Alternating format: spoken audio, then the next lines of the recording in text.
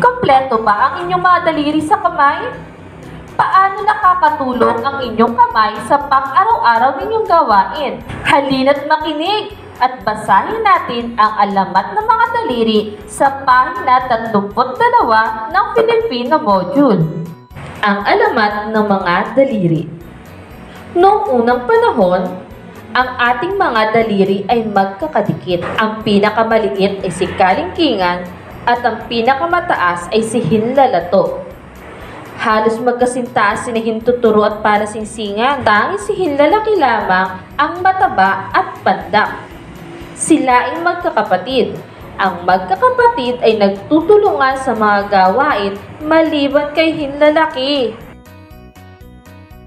Isang araw, habang naglilinis ng bakuran si hintuturo katulong ni hinliliit, napansin niya na may natutulog sa ilalim ng punong santol. "Hinliliit, sino ang naroon sa ilalim ng puno?" tanong ni hintuturo.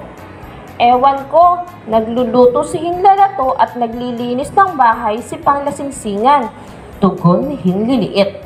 "Kung gayon, maaaring si hinlalaki iyon," wika ni hintuturo. "Alam mo, madalas nang hindi tumutulong si hinlalaki sa ating mga gawain at pag oras ng kainan, siya ang unang-unang dumudulog sa hapag," pagrereklamo ni kalingkingan. Nag-usap ang apat na magkakapatid. Lahat sila ay nakapansin sa ibang ugali ni hinlalaki. "Mula ngayon, lalayo na tayo sa kanya," mungkahi ni hintuturo. "Subalit kailangan sa lahat ng ating gawain ay tulungan niya tayo," wika ni hinliliit.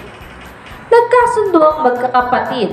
Buhat noon, napahiwalay na si hinlalaki sa kanyang apat na kapatid.